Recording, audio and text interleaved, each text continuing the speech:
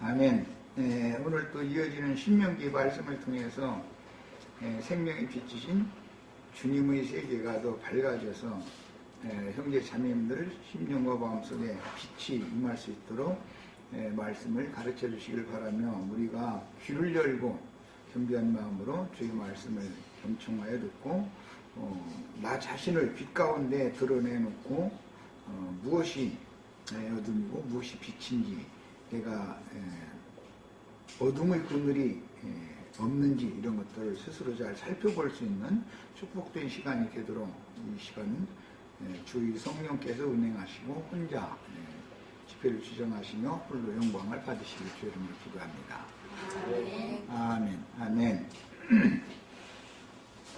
아멘. 자, 오늘은 신명기 32장 10절부터 말씀을 이제 나갈 수 있는 만큼 말씀을 나누도록 하겠습니다. 오늘 자료를 다 해드렸는데 양이 상당히 많이 해드렸는데 다 할 수 있을지 모르겠네. 자, 우선 10절 같이 읽습니다. 여호와께서 그를 흙무지에서 심승이 부르짖는 광야에서 만나시고 호위하시며 보호하시며 자기의 눈동자같이 지키셨도다. 그리고 나서 오늘 자료를 해드린 그렇게 지켜주실 때 마치 독수리가 자기 보금자리를 어지럽게 하며 자기의 새끼 위에 너풀거리며 그의 날개를 펴서 새끼를 받으며 그의 날개 위에 그것을 없는 것 같이 해주셨다. 이렇게 이제 문맥이 흘러나가고 있습니다. 출애굽을 한 하나님의 백성들이 이제 그 광야 기간에는 농사를 할 수 없는 그런 황량한 들판, 특히 이제 사막지대를 이제 거쳐야 했는데, 지난 시간에 말씀을 마무리를 할 때, 광야길을 걷게 하시는 동안에 다 그 산지길로 이렇게 걷게 하신 것 때문에 이스라엘 백성들이 원망하고 또 불평하고 했었던 것을 민수기 21장이나 신명기 1장에서 아주 강력하게 증거를 하고 있어요. 우리가 세상에 살고 있는 동안 육신의 향막을 입고 세상에서 구속받아서 육신의 몸을 입고 있는 상태에서 교회 생활을 실행해야 되기 때문에, 우리가 지금 현재 걷는 길은 세상 교회 사람들처럼 물이 넉넉한 소돔 평야길을 걷는 게 아니라 물이 없고 간조한 땅인 광야길을 걷는 이런 신앙생활을 어차피 않을 수가 없죠. 사람이 그걸 원치 않지만, 이것은 모두 세상의 영으로부터 분별되어진 거룩한 성민들을 훈련시키는 하나님의 방법이기 때문에, 각자 자신 속에서 그 세상과 그 다음에 하나님 나라를 이렇게 양면을 자꾸 생각하게 되고, 세상 나라를 떠나서 하나님 나라로 가는 것을 추구한다는 것이 쉽지 않다. 여러 가지 시험이 있게 마련이다 라는 걸 알 수가 있어요.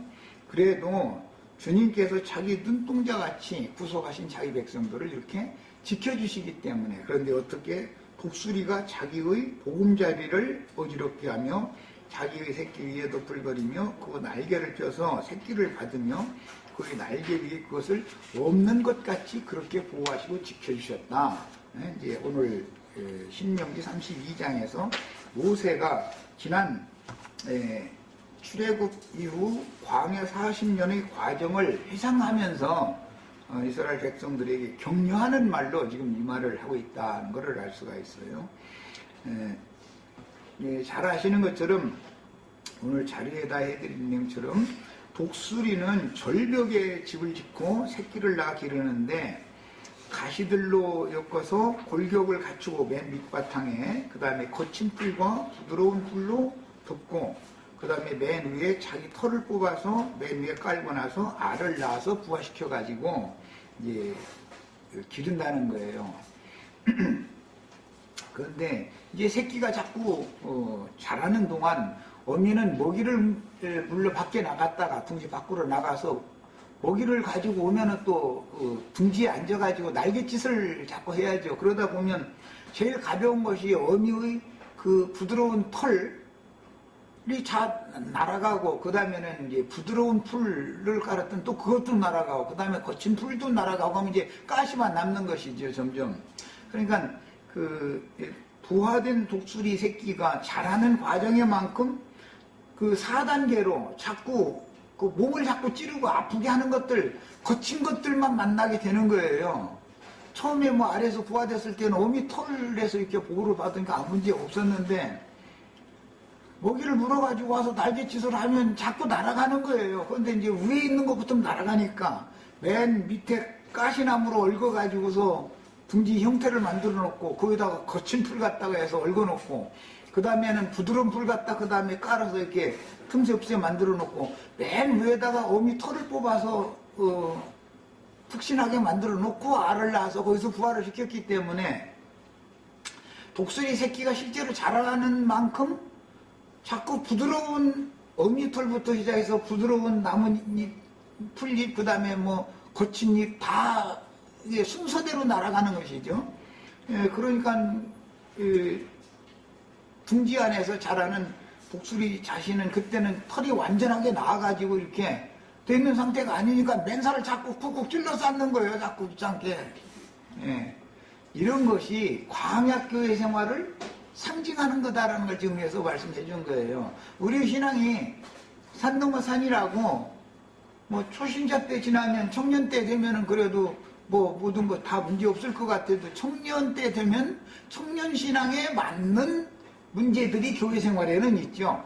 초신자 때는 교회 생활이 구역자님, 뭐 집사님들이, 전도사님들이 말 같지 않은 소리 했어. 그런데도 다 은혜스러운 것이지, 그러고 다 사랑으로 덮어주자 이러지 문제 삼을 일이 없어요. 초신자 때는. 그때 한참 은혜가 되는 거예요. 뭐 목사가 강대상에서 말도 안 되는 소리 해서 그래도 그냥 무조건 아멘이요, 그때는. 그러나 이게 생명이 점점 자라면서 점점 교회에는 자꾸 자신의 영혼을 아프게 하는 것들이 자꾸 있는 거예요. 이 지체 걸리고 저 지체 걸려다 나중엔 자기 전도한 저 집사님, 저 구역장님이 걸려 이제 어느 정도 지나면, 예. 그러다가 나중엔 전도사님, 목사님 하는 소리가 이건 말도 안 되는 소리인 거예요. 이제 그때는 계속 자기 영혼을 아프게 하고 찌르는 거예요. 이게 하나님의 방법이에요. 그렇게 안 하면 정상적으로 그게 교회에서 양육받는 영혼이 아니다 이거예요. 세상사 때문에 부딪히는 게 아니죠. 교회 생활이 힘든 것이지. 구속받아서 광야에 나온 사람들은 애굽에서 뭐 흙이기, 뭐 벽돌 쌓기, 뭐 농사 짓기 이런 거 하는 거, 세상사 일이 힘든 것이 문제가 아니에요. 믿는 성도들은 교회 생활이 은혜롭지 못하면은 세상사도 다 만사가 다 귀찮아 아주. 그런데 교회 생활이 가면 갈수록 산 넘어 산이요 이게 점점. 그것이 잘하는 과정이다라는 거예요. 그러니까 이제 이런 것을 잘 이제 이해를 하시면, 모세가 출애굽을 시키신 하나님의 백성들을 독수리가 그 둥지에서 새끼를 기르는 것처럼 우리의 하나님 여호와께서는 우리를 그렇게 보호하시고 그렇게 지켜주셨다 그랬단 말이에요. 그러니까 보호하시고 지켜주신 얘기를 할 때 그냥 푹신푹신한 방석 깔아놓고 거기에서 길렀다라고 말하는 게 아니에요. 지금 이게 교회 생활이라는 문제가 있어야 되는 거예요, 없어야 되는 거예요? 있어야 되는 거예요. 그래야 내가 잘하는 거예요. 문제가 없으면 내 생명이 잘할 수가 없는 거예요. 날마다 푹신푹신한 방석에 만져놓고서 먹이만 갖다가 해서 이렇게 어미가 갖다주는 먹이만 계속 죽는 날까지 그것만 먹으려고 그러는 것은, 그거는 그게 이제 신약의 용어로 하자면 성전 미문에 앉아서 구걸하는 신앙이잖아. 구걸. 그 사람이 왜 40세쯤 됐다고 그랬겠어요. 광야를 마칠 시점이 왔다. 그래서 지금까지 너는 그런 육신에 속한 거, 그것을 구걸하게 성전 미문에 앉아서 사실 너는 거지 신앙생활 했지 않냐. 그런데 요거는 네가 구하는 거는 없다. 율법 말씀이나 세상적인 은근 보화나 이런 것을 주는 게 아니라는 것이죠. 이제 완전히 딱 요단을 건널 때가 온 것이죠. 이제 성전 안으로 자기 발로 일어서서 들어가야 될 때가 온 거예요. 하나님의 영광 앞에. 이런 것이 요단강을 건너는 것으로 구약 성경에 상징을 해놨어요. 40년이 차면 그게 반드시 그게 와야 된다면 시간이 그 교회 생활의 시험이 끝나는 때가 와야 되는 거예요. 이제 그래야 그 사람이 가나안 땅에 들어가야 전도를 할 수 있는 거예요. 영적 전쟁을 그때는 할 수 있는 거예요. 그런데 그런 과정도 모르는 사람이 막 전도한다고 이렇게 하다 보니까 내가 표현하는 말로는 새우젓 담아서 파는 그런 돗대기 시장 만들어 놔버리는 거예요.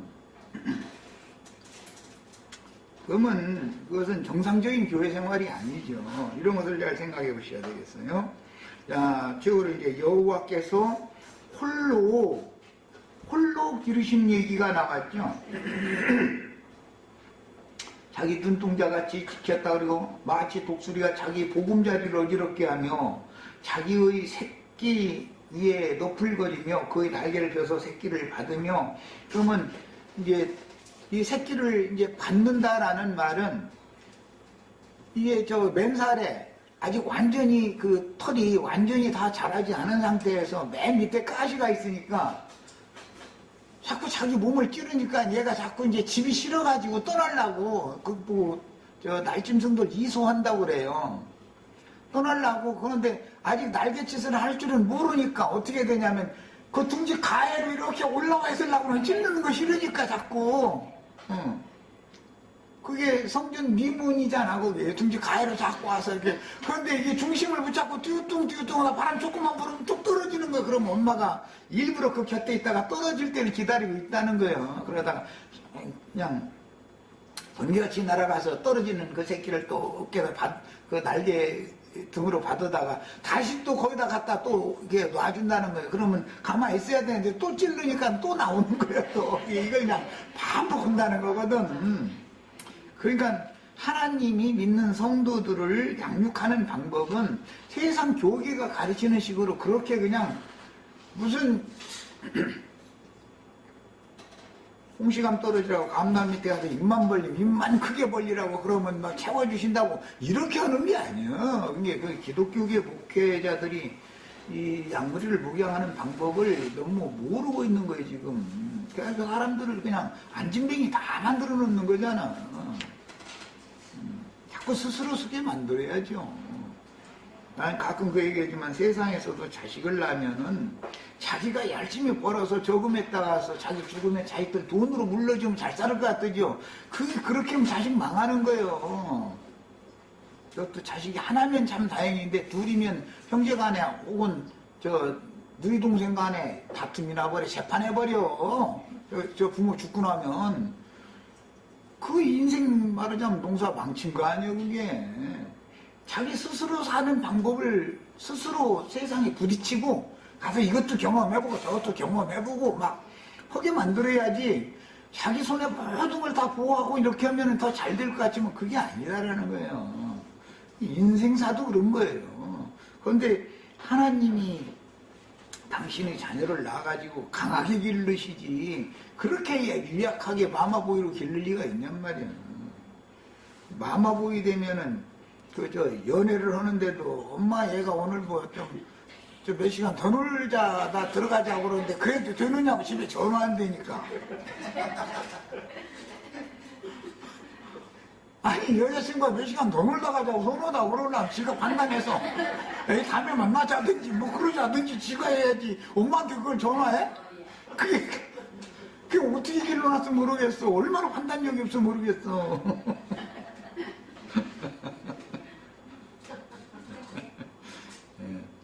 우리 주님은 양무리를 양육할 때 그렇게 연약하게 기르시지 않는다는 걸 이제 여기서 모세가 지난 광야길 40년을 회상하면서 이스라엘 백성들 보고, 그런데 너희가 산지길로 데리고 가느니 무슨 애굽의 음식은 안 주고 무슨 입에 맞지 않는 음식만 줬느니 그러면서 불평을 하는 게 너희가 지금 하나님의 양육 방법을 너무 몰라서 지금 그런 거다. 지금 그 얘기하는 거예요. 이해하셨죠? 그 다음에 이런 역사적인 사실은 마치 사무엘이 엘리 제사장의 휘하에서 여호와의 말씀으로 양육을 받은 것과 같고, 그러니까 교회 생활이라는 것은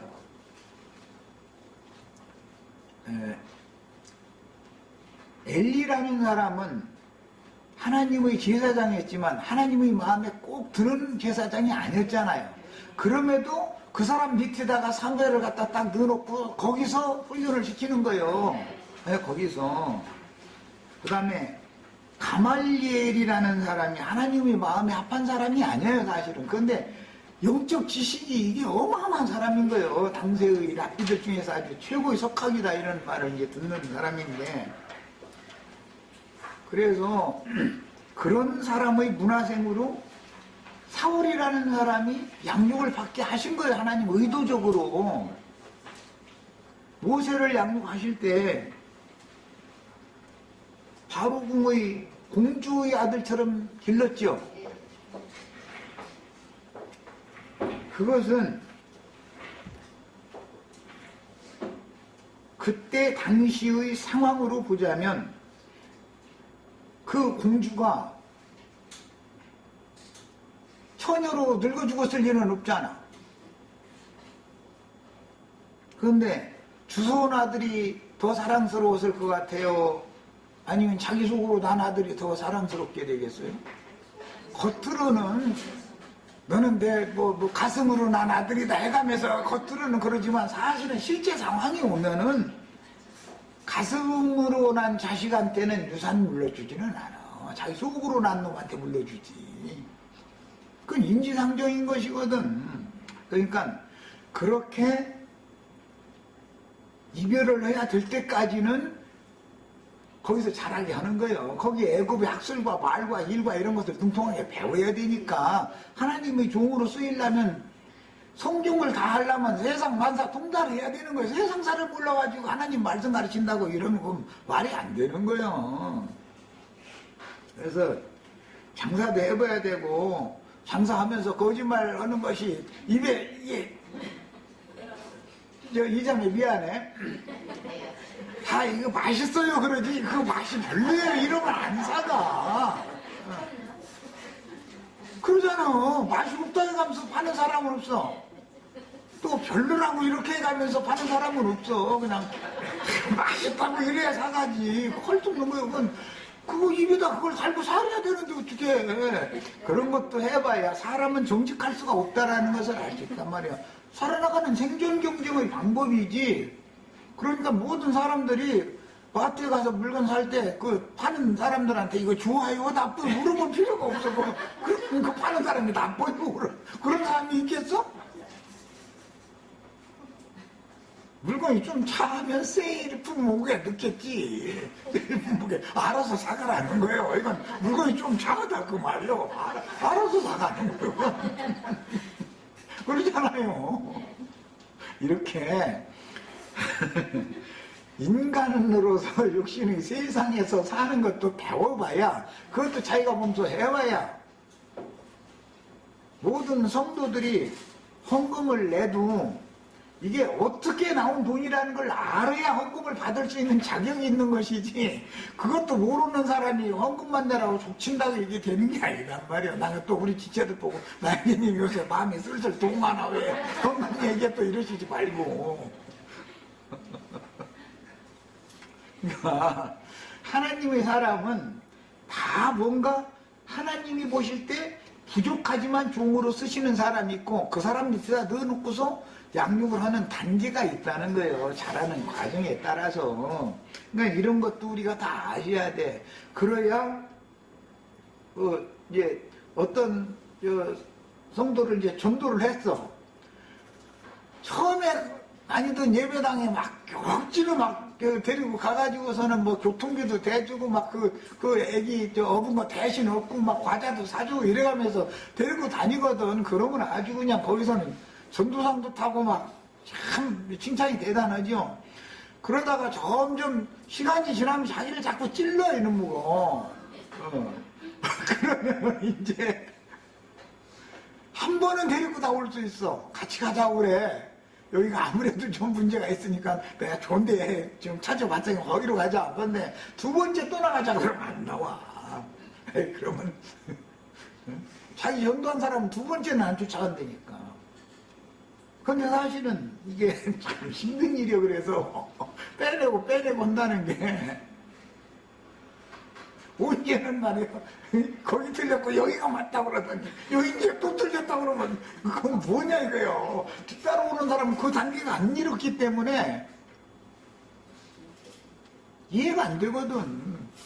근데 세 번째 나갔는데 또 나가자고 봐. 네 번째 또 나가자고 봐. 그게 순조염서 따로 나올 사람이 몇 명이나 있겠는가. 그래서 그 사람 데리고 나오려고 생각해가지고서는 못 나오는 거예요. 우선 나부터 살고 보는 거예요. 우선 나부터. 그거 보면 그 사람은 또 거기서 합당하게 양육해가지고 다 또 나올 때가 되면 나오게 하나님이 하셔. 예, 이것은 모든 생명의 양육은 하나님이 다 주도적으로 한다는 것을 우리 이제 믿어야 되는 거예요. 이렇게 얘기하면 그럼 막 여기 장로교단도 가보고 침례교단도 가보고 막 돌아다녀야 되냐고. 돌아다녀야지. 천주교에 들어간 사람들은 천주교 사람들 뭐라고 말하는지 알아요? 사람이 기조를 지켜야지 말이야. 그러고 말이야. 왔다리 갔다리. 언제는 거기가 좋다고 해서 하더니 요즘에 또 딴 데 다니더만 또 이래서 하고. 그게 너무 정상적인 건데 그걸 너무 모르는 거예요. 그러면서 사마리아 여자가 남편이 5이나 됐단다고 막 간음하는 여자라고 막 이러고 앉았는 거예요. 그 사람도 처음에는 산당 제사장 그 사람이 제일 은혜스러웠어. 다음에 그 사람 떠나서 다른 산당 제사장한테 거기도 가봤더니 뭐 거기가 또 처음에는 좋았는데 좀 시간 지나니까 또 그것도 하면서 또 딴 데도 가보고 그랬다는 말이요. 그러다가 최후로 예수님 만난 거예요. 그러니까 이제 완전한 안식처에 온 거 아니야. 이런 것이 성경 이야기다라는 걸 꼭 이해를 하셔야 되겠어요. 독수리를 뭐 새끼를 양육하는 얘기하니까는 참 인간적으로 막 하는 세상 교회 생활이라는 것이 맞지 않다. 그렇다 해서 그것이 없애야 된다고 말하는 게 아니에요. 과정이 필요할 뿐이에요. 과정이. 어릴 때는 젖먹이는 농학 선생들한테 맡겨야지. 세상의 학문으로 봐도 유치원 생활을 해야 되는 어린이집 생활하는 아이를 대학교 교수님한테 갖다 맡겨놓고서 대학교 교수님이 뭔 소리 해서 하면 뭔 소리 걔가 어떻게 알아. 예, 다 단계가 있게 마련이에요. 이제 단계마다 그가 감당할 수 있을 만한 시험을 매번 주게 돼 있는 것이지 시험 없는 교회 생활이라는 건 없다. 그런 것을 아셔야 돼요. 그 시험이 끝나면 전쟁하러 가는 거예요. 이제 시험이 끝나야. 자, 이제는 13절 14절로 갑니다.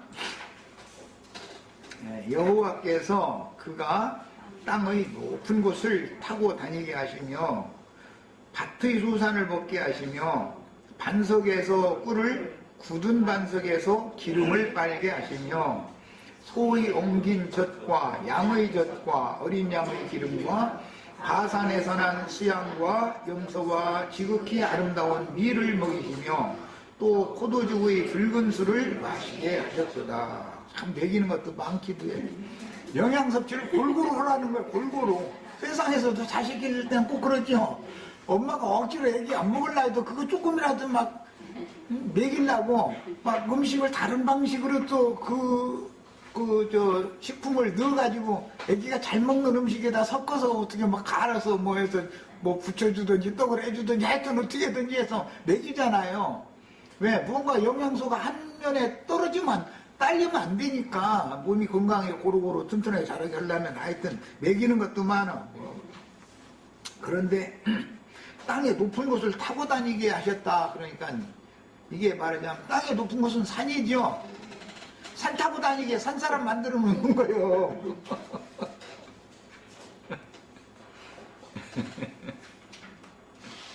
하나님의 양육 방법을 지금 계속 설명하시는 거예요. 너희가 광야 40년 동안에 우리의 하나님 여호와께서 너희를 낳아가지고 이렇게 기르셨다. 그 얘기 지금 하느라고 여러 가지 시적인 표현으로 이렇게 말씀을 하신 건데, 땅의 높은 곳을 타고 다니게 하셨다. 이 말은 산길로 행하게 하셨다. 그 말이에요. 평지길로 물이 넉넉한 소돔 들판길을 행하게 하시지 않고, 농사 짓는 땅은 애굽에서는 평탄한 길만 다녔지, 평야니까 농사 짓는 땅이니까. 그러나 광야로 데리고 와가지고선 여기서는 산지길로 인도를 하셨다. 지금 그 말이에요. 그 다음에 밭의 소산을 먹게 하셨다 그랬는데, 광야에는 넓은 그런 평지 밭이 없었었어요. 밭이라고 해봐야 산지를 개간한 것이죠. 평지는 모래장물이기 때문에 거기는 농산물을 생산할 수 없고, 농산물을 먹으려면 이 비탈진 산을 개간해가지고 거기서 조금 심어서 먹어야 되는 거예요. 거기 머무는 동안만 그것도 그런 식으로 밭의 소산을 먹게 하셨고, 반석에서 꿀을 굳은 반석에서 기름을 빨게 하셨다. 이제 이렇게 표현한, 이것도 시적인 표현이니까, 광야에는 평지에는 사막지대고 산지에는 돌이 많은 지대단 말이에요. 그런데 산지에는 큰 반석도 있었던 것이죠. 큰 돌들, 바위돌도 있었던 것이죠. 그런데 우리 저 형제 자매님들 만약에 흉년이 온다든지 전쟁이 난다든지 그러면 바닷가로 도망가시지 말고 산속으로 도망가시면 살게 돼 있어요. 바닷가 아무도 없는 섬에 혼자 가면 살 줄 알고 거기 갔다가는 마실 물 없어서 죽게 돼 있어. 반드시 죽게. 무인도라는 건 물이 없다는 걸 말하는 거예요. 먹을 물이 없다는 걸 말하는 거예요. 먹을 물이 있으면 사람이 살게 돼 있는 거예요. 어디를 가도, 섬이라도. 이런 얘기면 형제님 그런 거 어떻게 아느냐, 조사해봤느냐고. 그래요. 네. 조사해볼 것도 없어요. 어떤 섬인데 마실 물이 있으면 사람들이 모이고 살게 돼 있어요. 섬은 꽤 큰데 사람이 안 살아. 그럼 거기서는 물이 없다는 것을 말하는 거예요. 아무리 좋은 것이 많아도 물 없으면 죽는 거예요. 그래서 전쟁 나거나 흉년이 들면 산속으로 들어가세요. 그러면 고사리라도 뜯어먹고 버섯이라도 따먹고 뱀이라도 잡아먹고 살 수 있어요. 산에 가면 산짐승이나 잡아먹고. 물은 항상 있어. 깊은 산속에는 마셔도 되는 물이. 그러니까는 위경에 처해지면은 카타군 동굴 뭐 그런 거 해삼서 뭐 밀봉된 뭐 무슨 뭐 갖다가 저장했다가 뭐 살아남는 얘기 했었는데, 666표 받지 말고 그걸로 도망가야 된다 그랬었는데, 그걸로 도망가려면 그것이 진리일 것 같으면 지금 팔레스타인 땅에 가서 그 카타군 동굴 쪽에 있는 땅 몇 평이라도 사놔야지. 왜 여기서 엉뚱한 소리 오고 앉았어? 그건 말도 안 되는 소리고, 자기 자신도 거기 가야 된다고 말만 해서 실제로는 저는 여기 한국 땅에서 살면서 말 같지 않은 소리가 나는 거 있어. 그것이 꼭 맞는 말이, 자기가 가르치는 그 주장이 맞는 말이면 여기 한국 재산 다 팔아서 그쪽에 가서 땅 몇 평 사놔야 거기도 준비해놔야 될 거 아니에요. 그럼 왜 저는 그렇게 안 해? 그게 실제는 저는 안 믿는다는 거예요. 그게. 사람은 어떤 얘기를 들을 때 분별의 감정들이 지혜가 필요해. 산속에 들어가면 자신으로 살아남을 수 있다고 내가 하는 것은, 그것은 거짓말 아니야. 이것은 분명한 말이야. 산속에 가면 마실 물이 있어. 마실 물이 있으면 먹을 음식은 산나물이라든지 산짐승을 잡으면 살게 돼 있어. 굶어 죽는 법이 없어. 바닷가에 가도 먹을 것이 있지만 물 없으면 소용없는 거야. 먹을 것이 한만 많으면 뭐래. 마실 물 없으면 못 사는 건데.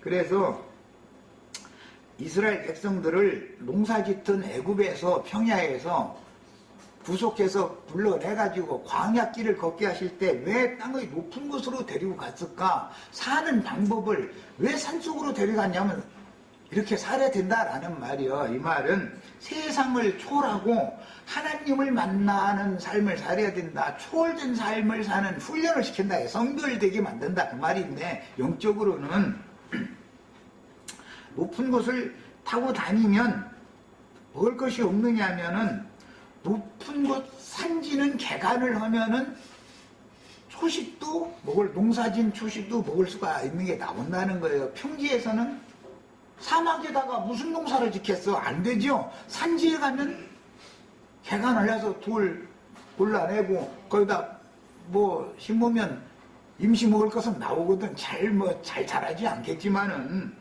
그 다음에 반석에서 꿀을 이건 자연산 꿀이야 그야말로.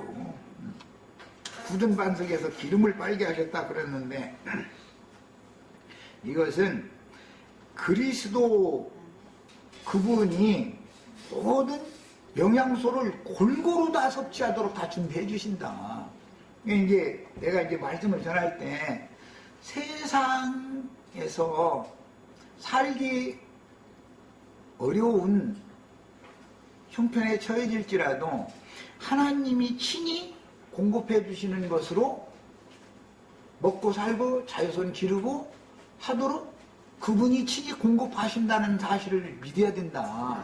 세상에 가서 내가 일을 이거에서 모질하니까 결국은 최후 수단이라는 건 잠자는 시간 줄이는 것밖에는 없으니까 막 잡을 하나를 더 잡어 막 이렇게 해가지고서 그런 식으로 한다고 해서 그게 모든 것이 해결되는 게 아니다. 주님께서 하여튼 하나님의 자녀라면 무엇을 먹을까, 무엇을 마실까, 무엇을 입을까 하는 것마저도 주님께 맡기고 성실하게 일을 해가면서 시간을 전략하고 말씀을 들으러 교회 생활에 초점을 맞춰서 신앙생활을 해라. 세상 생활도 거기 교회 생활에 맞춰라. 세상에서 뭘 더 얻는 것에 맞추다 보면 나중에 남는 것은 병밖에 없어. 골고루 하는 것밖에 남는 게 없어. 그러면 자식 농사라도 잘하느냐면 그렇게 바쁜 사람은 자식도 그 아이가 뭘 어떻게 하는지도 모르고 어린 것을 떼어놔두고서 일터로만 다 나가버리면 그 아이가 정상적으로 정서 발달을 해서 잘 나중에 어른이 돼서 효도할 수 있는 사회에 큰 일을 할 수 있는 사람으로 잘 길러지겠냐 이 말이요. 부모의 사랑, 부모의 품에서 정상적으로 돌봐야지. 안 그래요? 그냥 사람은 지혜롭게 살아야 되는 거야. 이렇게. 그런데 사람들은 사람의 생각에 따라서 금방 굶어 죽을 것 같거든. 당장 현실을 보면은. 그러나 하나님은 현실 상황에 보면 광야로 나온 하나님의 백성들이 현실 상황을 보면 다 굶어 죽게 생긴 상황이잖아. 그러나 산으로 데려갔는데도 다 먹였더라는 거예요. 그런데 나쁜 걸 먹인 게 아니라 반석에서 꿀을 막 자연산 꿀 따먹게 만들고 또 반석에서 막 기름도 막 빨게 했다고 그랬는데 반석에서 무슨 들기름 참기름 빨게 했겠어요. 이것은 이제 그리스도께서 말씀을 단말씀 꿀과 같이 단말씀을 공급하시는 중에 거기에 진리와 생명의 성령을 받아서 누리도록 그렇게 해서 너희를 다 길러주시지 않느냐 그 말이지. 그러니까 우리 지체들은 세상사 염려 다 주님께 맡겨버려. 그런데 또 이렇게 말하면 이것도 대책 없는 얘기야. 나도 사실은 맡기라고 주님께 맡기라고 하면 아이고 형제님이 나 같은 상황에 안 처해져 봐서 몰라서 그런다고 또 그 말 해도 나 이해는 됐대. 그게 나도 다 경험해봤어. 성경 읽어보면 다 맡기고 그냥 믿으래. 그런데 실제 상황은 그게 최선을 다해서 일을 해가면서 목적은 내가 믿음 생활을 잘 하기 위해서 일을 하는 거예요. 그렇게 하고 맡기면 굶겨 죽이지 않아. 이건 경험이 필요해. 이제 주님이 친히 공급하는 것으로 살아야 별 감사가 나오는 것이지 내가 수고해서 뭘 얻은 것으로 먹고 살면 별로 감사가 크지가 않아. 그래서 이제 신약성경에 보면 많은 죄를 사면받은 용서받은 사람은 주님을 더 깊이 많이 사랑하는 것이고 죄들을 사면받은 것이 많지가 않아. 큰 죄를 사면받은 것이 아니라 그냥 일반적으로 그냥 다 죄 없는 사람 어디 있어? 이 정도를 용서받았다고 믿어줘. 그 사람은 주님을 깊이 사랑하지 않는다. 결국 그 사람은 배도자가 될 위험이 많다는 거예요. 이건 신앙이 굉장히 중요한 말이야. 그래서 이것은 모두가 다 신앙이라는 건 경험이 필요한 거다. 주님의 손으로 우리를 오늘날까지 어떻게 세상사에 우리가 세상에 육신을 몸을 입고 있잖아. 우리 영혼은 구속받아서 주와 함께 하늘에 앉혀졌다 그랬지만 그것은 구속받은 영혼의 문제지. 나 육신의 몸은 세상에 여전히 있는데 너무 신령한 체도 안 되는 거야. 영적만 해가지고서는 그거 안 맞는 말이죠. 그렇다고 완전 육신적인 사람이 되라는 것도 아니고 양면을 합당하게 우리는 이렇게 균형을 잡은 신앙생활을 추구를 해야 된단 말이에요. 이게 이제 이기는 자니까. 그런데 다만 육신의 일, 땅의 일을 초월해라 이거지. 그 초월하려면 주님께 맡기고 부탁하고 의뢰하는 수밖에 더 있어. 나 힘으로는 되는 게 아닌데. 이제 세상사에서 자식 교육시키는 것도 내가 막 어떻게 요새는 서울대학교 다 돈으로 들어가요. 서울대학교가. 내가 자식 기를 때만 해도 저 시골에서도 시골 고등학교에서도 서울대학교 골고루 다 자기 실력으로 해서 들어와서. 그런데 지금은 시골에서는 서울대학교 간다는 것은 꿈에도 생각도 말해야 돼. 서울에서도 강남 3구에서 살면서 쪽집게 과외를 시키지 않으면 서울대학교 못 들어가줄 때로 지금은. 그러니까 돈으로 어지로 만들어 놓는 거. 이것은 모든 것이 정상적으로 돌아가지 않는다라는 증거다 이 말이야. 그러다 보니까 뭐 서울대학교 교수님들이 말씀도 많더만 또 이상 요즘에 신문 보니까 뭐 늙은 교수가 뭐 학생들한테 뭐 그렇게 이제 쓸데없는 소리 할 필요는 없고, 하여튼 이것은 모든 것이 비정상적인 거예요. 세상 나라가 비정상적이다라는 것은 교회가 영적인 세계가 그렇게 다 모든 것이 지금 비정상이기 때문에 표상으로 세상 나라가 그렇게 나타나는 거예요. 이것은 정상적인 게 아니에요. 이것을 바로 잡을 수도 없고, 이 어둠의 번제가 자꾸 이렇게 스멀스멀 온 세상에 또는 믿음 세계에 밀려 들어와서 이러는데, 이런 데서 우리가 거룩하게 분별되어지고 성결한 사람으로 산다는 게 이게 쉬운 일이 아니죠. 즉 이기는 자로 산다는 게 이게 쉬운 게 아니죠. 예수님, 내가 세상을 이겼으니 너희도 담대하라. 내가 너희를 지켜준다. 뭘로? 아버지께서 나에게 맡긴 말씀으로 내가 너희를 지킨다 그랬단 말이에요. 이게 말씀으로나 이길 수 있는 거예요. 다른 방법이 없어. 그러니까 세상에서 한번대고 누우려고 하지 말고 열심히 일을 해야 하지만, 일을 하는 목적을 교회 생활을 어떻게 할까에 대해서 목적을 거기에 두고서 해야 된다라는 말이에요. 그러면 한 끼도 안 굶어. 내 경험이요. 이건 자신 있어. 그러나 이제 실제 어떤 어려운 상황을 당한 지체들이 듣기에는 이게 대책 없는 소리지. 주님께 맡기고 믿어라 이러고 이러면 참 대책 없는 소리지. 나도 다 이해는 해요. 예, 믿음의 시험이라는 게 쉬운 게 아니야. 그래서 자, 그 다음에 소위 엉긴젓이라는 거 오늘날로 말하면 치즈, 버터라고 그러죠. 라고 그러고, 양의 젓, 이것은 생우유라고 그러죠. 생우유. 어린 양의 기름과 양젓도 짜가지고 또 이렇게 굳게 만들어서 버터를 또 만들 수 있으니까. 그러니까 어린아이는 어린아이는 생우유를 먹여야지 버터를 먹일 수는 없죠. 그러니까 하나님이 다 알아서 이렇게 하신 거예요. 그 다음에 바산에서 난 수양과 고기 먹고 싶다 그러면 수양과 수염소도 잡아 먹게 고기도 또 주셔. 꿀도 줘. 밭의 채소도 줘. 뭐 소젓도 줘. 양젓도 줘. 그것도 생우유도 줘. 뭐 버터도 줘. 아니 하여튼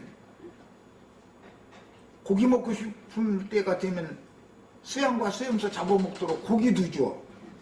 예, 우리 하나님은 자녀들을 기를 때 아주 골고루 섭취하게 해가지고 아주 이렇게 기르렀다 이제 그 말인데, 이것은 신앙이라는 건 다양성이 있는 거기 때문에 그리스도의 여러 방면에 대해서 훈육 교육시켜서 체질화되게 만들어졌다 그 말이지요. 그리스도가 그 사람 되게 만들어졌다 이제 그 말이에요. 예, 먹는 것이 곧 그 사람이거든. 그래서 우리 한국 사람들은 김치 잘 먹고 된장 잘 먹고, 뭐 중동 사람들이나 서양 사람들은 고기류를 더 잘 먹고, 우리들은 그렇게 지금은 체질이 이제 우리들도 점점 음식이 서양화되어져 가지고 이렇게 젊은 청년들은 지금 이 김치라든지 뭐 된장국이라든지 이런 거 끓여줘도 그게 사실은 더 좋은 음식인데도 안 먹으려고 그러지. 이제 입들이 이게 입맛이 바꿔져 버린 거지. 자꾸 서양 음식을 자꾸 익숙해지다 보니까. 그러다 보니까 이제 키는 이렇게 크고 막 덩치는 이만해졌고, 중학교 고등학교 아이들이 선생님보다 더 커. 어떻게 막 뚱뚱 해가지고. 그런데 몸뚱아리만 커졌다 해서 이 지혜도 커야 되는데 영혼이 자라지 않으면 소용없는 짓이잖아요. 이게 밸런스가 안 맞는 거지, 그런 거는. 그래서 골고루 섭취를 이제 시키는 것을 여기서는 다양성 있게 가르치셨다라는 말이죠. 신앙생활을 이게 하다 보면은 참 주님은 우리를 여러 각도, 여러 방면에서 다 골고루 경험시키고 골고루 그것들을 배우게 만들고 하신 것을 우리 지금 와서 보면 그렇죠.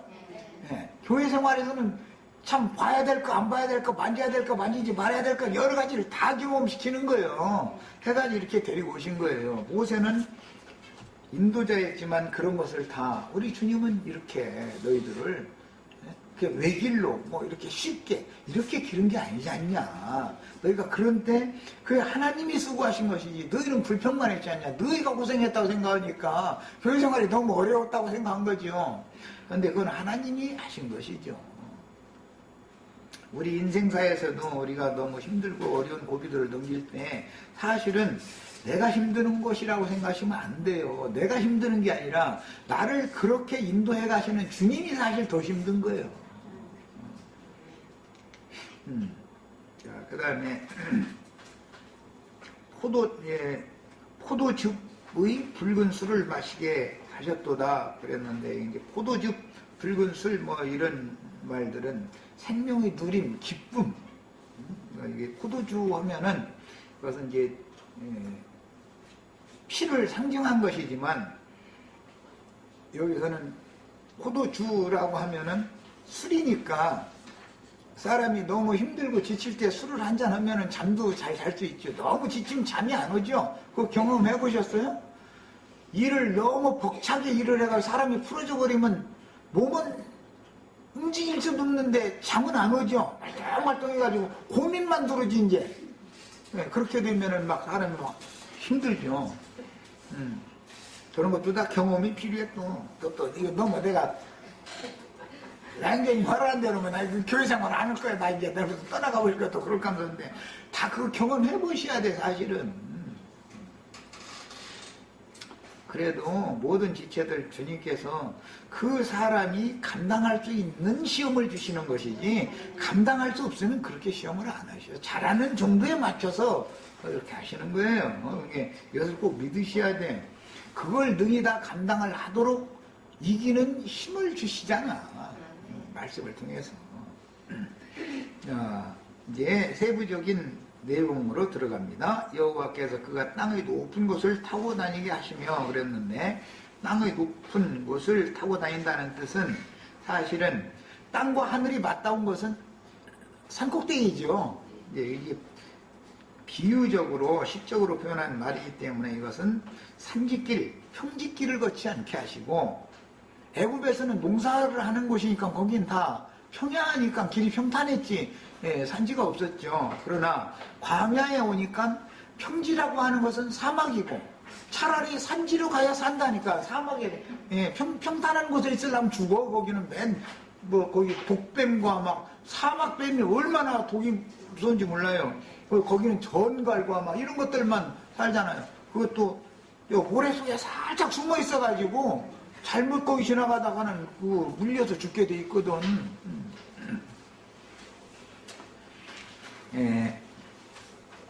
그래서 산지길을 걷게 하셨다라는 뜻으로서 이것은 세상을 초월한 정신으로 살도록 교회 생활을 인도하셨다. 자꾸 세상에 사람이 매몰되고 세상으로 빨려 들어가고 하지 않도록 그 정신세계를 강화시키는 방법이었다 이런 말이에요 이게. 교회 생활이라는 건 절대로 평탄한 생활이 아니다라는 걸 일단 이해를 하시고 첫 시간은 일단 시간이 됐으면 여기서 마치겠습니다.